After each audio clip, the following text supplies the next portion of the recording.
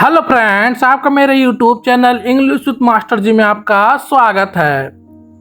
तो आज का डेट है 22 तारीख, दिन है सोमवार 2025 का सितंबर का महीना। और सितंबर के महीने में माता शैलपुत्री के बारे में हम जानने वाले। नवरात्रि का ये पहला दिन है और नवरात्रि के पहले दिन माता शैलपुत्री की पूजा की जाती है। तो चलिए उससे पहले हम माता शेरावाली की जय जयकारा करते हैं। बोलिए माता शेरावाली की जय। माता शैलपुत्री का नाम माता शैलपुत्री पढ़ने के पीछे एक कारण है, क्योंकि इनके पिता का नाम पर्वतराज हिमावत था और इनकी माता का नाम मीनामती था।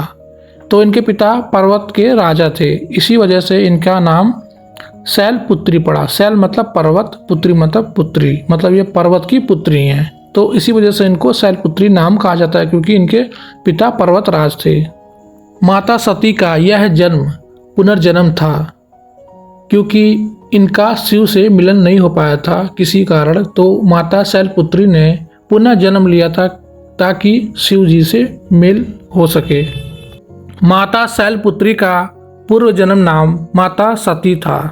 इन्होंने प्रजापति दक्ष के घर जन्म लिया था।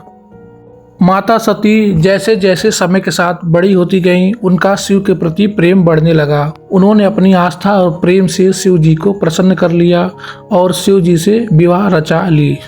किंतु इनके पिता प्रजापति दक्ष इस विवाह के बिल्कुल खिलाफ थे, क्योंकि वे शिव जी को तनिक भी पसंद नहीं करते थे। क्योंकि राजा दक्ष शिव जी को शमशानवासी मानते थे, कि वह शमशान में रहते हैं, और वे उनको अपने भव्यता के विपरीत मानते थे कि वह शिव जी गरीब हैं। माता सती ने उनके पिता दक्ष के द्वारा शिव जी को पसंद ना करने के बावजूद भी माता सती ने शिव जी से विवाह रचा ली, जिसकी वजह से प्रजापति दक्ष माता सती और शिव जी से बिल्कुल क्रोधित हो गए। कुछ समय बाद प्रजापति दक्ष ने एक यज्ञ की योजना की और उस यज्ञ में सभी देवता और लोगों को उसने आमंत्रित किया, बजाय भगवान शिव जी के और माता सती के। माता सती निमंत्रण ना आने की वजह से बहुत ही क्रोधित हुई और शिव जी से आग्रह किया, मैं उस यज्ञ में जाऊंगी। किंतु भगवान शिव ने उनसे यह कहा कि बिना निमंत्रण के हमें कहीं नहीं जाना चाहिए। तब पर भी माता सती ने उस यज्ञ में जाने का निर्णय किया और उस यज्ञ में पहुंच पड़ी। वहां पर उनके पिता प्रजापति दक्ष माता सती को देख करके उनका बहुत ही अपमान किया और शिव जी का भी अपमान किया, और यह अपमान माता सती को तनिक भी बर्दाश्त नहीं हुआ, जिसकी वजह से माता सती ने उस अपमान के बदले उस यज्ञ में अपनी आहुति दे दी। और जिसकी वजह से यह घटना जब भगवान शिव के पास पहुंची, तो भगवान शिव जी इस घटना से बहुत ही दुखी और बहुत ही क्रोधित हुए। तब जाके शिव जी ने अपना एक रुद्र रूप लिया, जिसे कहते हैं वीरभद्र।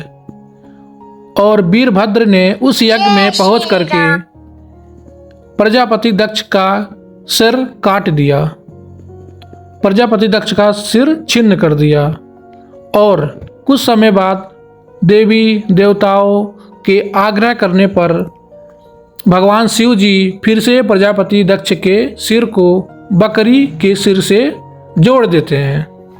तो माता सती का यह जो आहुति थी, इसकी वजह से माता सती का शिव जी से मिलन पूर्ण रूप से नहीं हो पाया था, जिसकी वजह से माता सती को पुनः अवतार लेना पड़ा, पुनर्जन्म लेना पड़ा।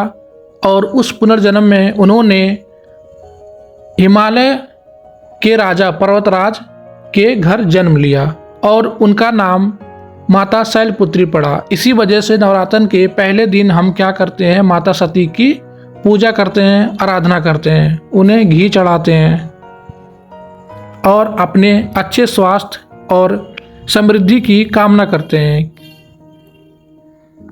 तो चलते हैं नवरात्रि का दूसरा दिन। और नवरात्रि के दूसरे दिन माता ब्रह्मचारिणी की पूजा की जाती है।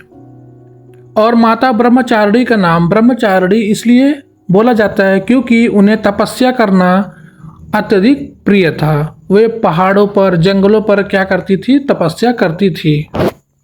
ऐसा माना जाता है कि माता ब्रह्मचारिणी जो अपने पूर्व जन्म में माता सती के नाम से जानी जाती हैं। ऐसा माना जाता है कि जब माता सती, जो प्रजापति दक्ष की पुत्री हैं, जब माता सती प्रजापति दक्ष के यज्ञ में गई थी और प्रजापति दक्ष ने अपनी पुत्री सती और उनके पति भगवान शिव जी की जब अपमान किया था, तो माता सती ने उस अपमान को सहन नहीं कर पाई थी और अग्नि में कूद करके अपनी आहुति दे दी थी। तो माता सती ने अपना पुनः रूप लिया, अपना पुनः अवतार लिया।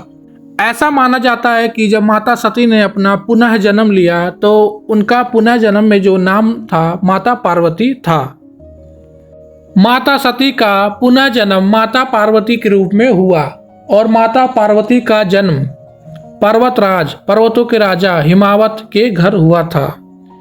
माता पार्वती ने पर्वतराज हिमावत के घर जन्म लेकर के भगवान शिव को प्रसन्न करने के लिए कोशिश की और जंगल में रह करके फूल, पौधों और फलों पर अपना जीवन यापन करना शुरू कर दिया। बाद में उन्होंने ये फूल और पौधों को छोड़ करके, फलों को छोड़ करके पत्तियों पर आश्रित होने लग गई। बाद में माता ने इन सभी को त्याग दिया। ना फूल का सेवन करती थी, ना भोजन का सेवन करती थी। तब उनका नाम माता अपर्णा या अपर्णा रखा गया। उनको माता अपर्णा नाम दिया गया। भगवान ब्रह्मा ने उनकी इस आस्था से, उनकी इस भक्ति से प्रसन्न होकर के उन्हें आशीर्वाद दिया कि तुम्हारी इच्छाएं भगवान शिव से विवाह करने की अवश्य पूर्ण हो। और भगवान शिव ने कई सारे भेष बदल करके माता पार्वती की परीक्षा ली और अंततः बाद में उन्होंने माता पार्वती को अपना रूप दिया और अपना दर्शन दिया। और माता पार्वती की इस भक्ति को देख करके माता पार्वती को भगवान शिव ने अपनी पत्नी के रूप में स्वीकार कर लिया। तो माता पार्वती की इस आस्था और भक्ति की वजह से जो उन्होंने पर्वतों पर रह करके, जंगलों पर रह करके अपनी भक्ति दिखाई थी, इसी वजह से, और वहाँ पर रह करके बहुत सारी तपस्या की थी, इसी वजह से माता पार्वती को ब्रह्मचारिणी नाम दिया गया। और ब्रह्मचारिणी का मतलब यही होता है कि ऐसी देवी जो तपस्या में लीन हो, जिन्हें तपस्या करना अत्यधिक प्रिय हो, उन्हें ब्रह्मचारिणी नाम दिया गया। इसी वजह से माता पार्वती को ब्रह्मचारिणी के नाम से भी जाना जाता है।